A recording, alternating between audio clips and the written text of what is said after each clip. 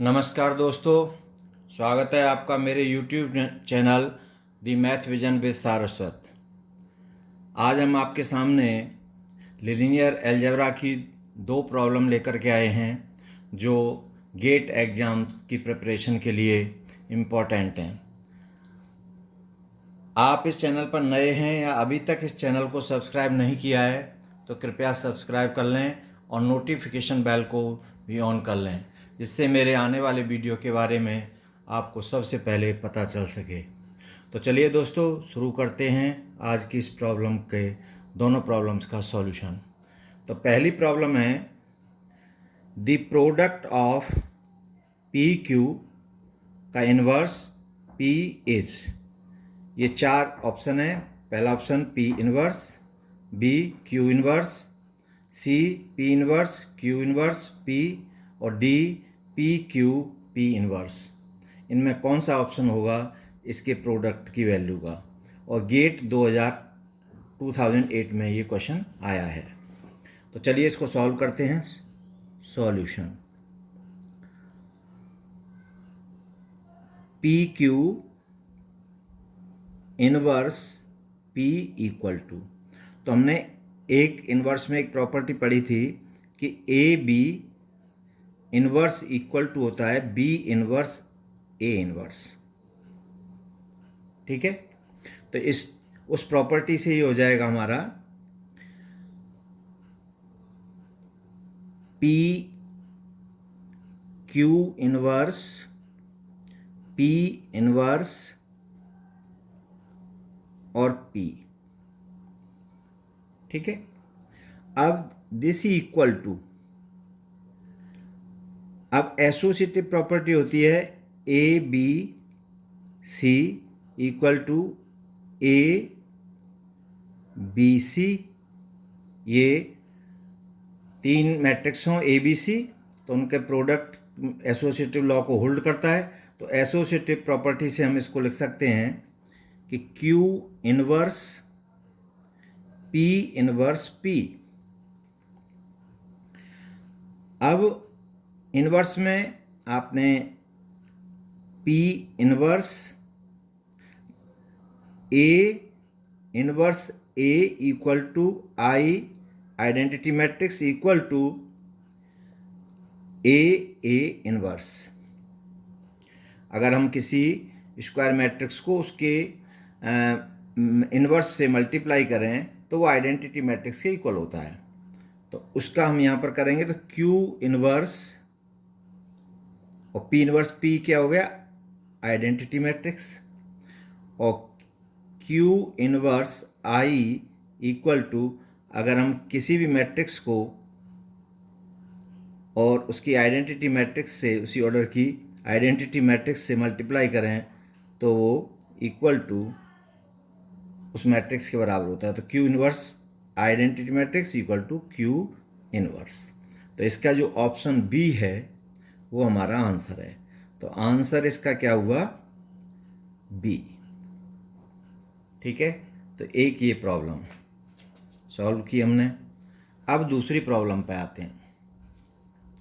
तो problem second, the following simultaneous equations x plus y plus z equal to 3, x plus 2y plus 3z equal to 4, x plus 4y plus kz equal to 5 will not have a unique solution for k equal to, ये चार option है, 1 0, b 5, c 6 और d 7।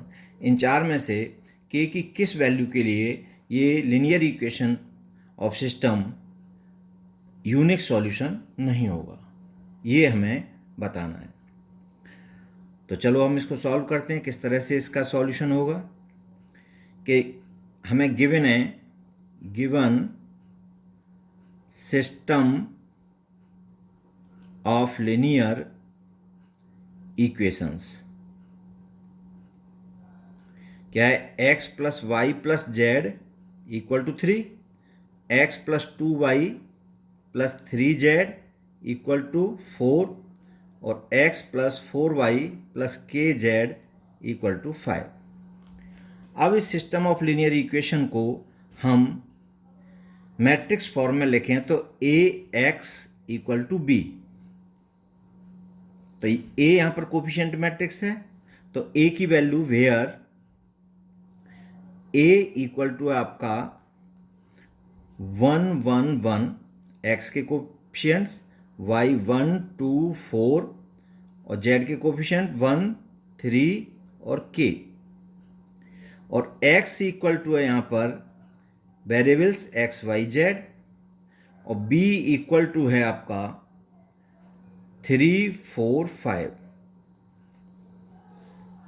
अब हम इसको solve करने के लिए ऑगमेंटेड मैट्रिक्स लेते हैं, c equal to A B. तो ये ऑगमेंटेड मैट्रिक्स होगी। इस ऑगमेंटेड मैट्रिक्स में हमारी होगी ये 1 1 1 1 2 3 1 4 के, और बी मैट्रिक्स में 3, इसके करस्पॉन्डिंग 4 और इस रो के करस्पॉन्डिंग 5। अब ये ऑगमेंटेड मैट्रिक्स हो गई। इस ऑगमेंटेड मैट्रिक्स को हम इक्लोन फॉर्म में बाय रो ट्रांसफॉर्मेशन कन्वर्ट करेंगे। तो उसके लिए हम सबसे पहले इस एलिमेंट को जीरो करते हैं, इसको जीरो करते हैं, तो रो ऑपरेशन लगाएंगे। तो applying R2 equal to R2 minus R1 और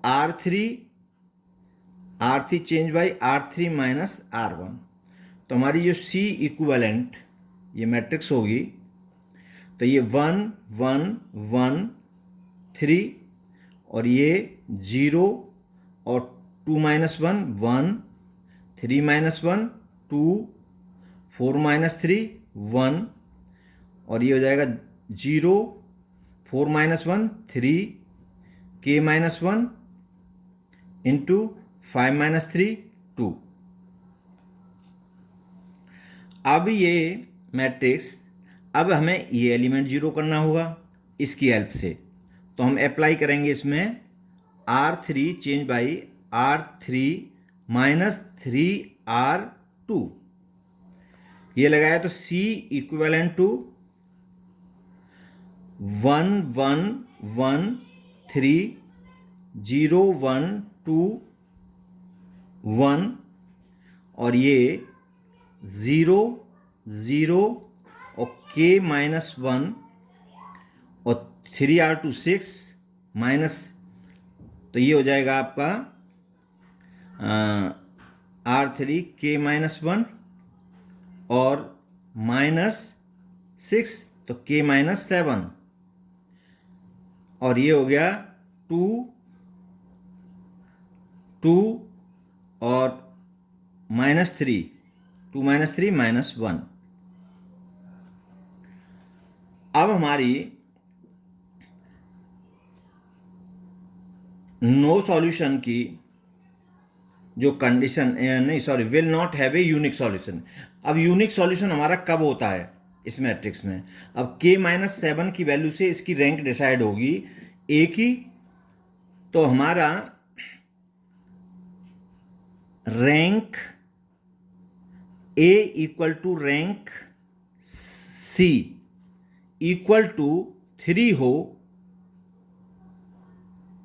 तब हमारा यूनिक सॉल्यूशन होगा, यूनिक सॉल्यूशन होगा। मतलब हमारी ये जो पार्ट बताएगा वो रैंक ए की बताएगा, और ये पार्ट बताएगा रैंक, ये पूरा पार्ट बताएगा रैंक सी। तो इसमें ये इसकी जो रैंक है सी की वो तो 3 रहेगी, क्योंकि 3 1 माइनस 1 आ गया। अब हमारी इसकी जो रैंक है वो इस पर डिपेंड करेगी, इसकी वैल्यू पर। तो ए की जो रैंक है, अगर हमारा k माइनस 7 इक्वल टू 0 हो जाए तो इसकी रैंक हो जाएगी 2, इसकी रैंक 2 होगी a की, और इसकी रैंक होगी 3। तो रैंक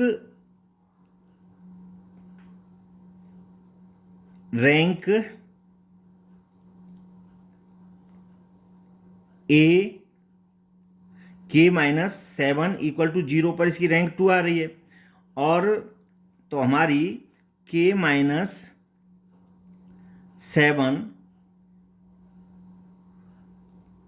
पर 0, तो k इक्वल टू 7। तो k इक्वल टू 7 अगर हमारा हो, यूनिक सॉल्यूशन कब होगा? जब rank a equal to rank c होगी, और rank a equal to rank c होगी, तब हमारी दोनों की k माइनस 7 हमारा जब equal to is not equal to 0 होगा, तब इसकी रैंक 3 आएगी, और रैंक c भी 3 होगी, तब यूनिक सॉल्यूशन होगा। और k माइनस 7 इक्वल टू 0 हो जाएगा, तो इसकी रैंक a की 2 हो जाएगी और इसकी रैंक 3 हो जाएगी, तब हमारा यूनिक सॉल्यूशन नहीं होगा। तो हमारा k माइनस 7 इक्वल टू 0, तो k इक्वल टू 7 पर इसका जो आंसर है, k इक्वल टू 7 पर not unique solution, not unique solution, हमारा यूनिक सॉल्यूशन नहीं होगा। k और k इक्वल टू 7 पर, और k is not equal to 7 पर यूनिक सॉल्यूशन होगा। अगर इसी क्वेश्चन में वो कह दे कि will have a unique solution, तो हमारा k is not equal to 7 पर होगा आंसर इसका। और k, अब इसके लिए हमारा कौन सा आंसर सही है कि जब इस पर यूनिक सॉल्यूशन नहीं होगा, तो वो हमारा ऑप्शन डी, तो इसका ऑप्शन डी है। तो इस तरह से हम इन प्रॉब्लम्स को सॉल्व करते हैं। तो चलिए दोस्तों, प्रॉब्लम आपको अच्छी लगी होगी तो कृपया लाइक, शेयर, कमेंट्स करें और ज़्यादा से ज़्यादा दोस्तों में शेयर करें। Thanks for watching.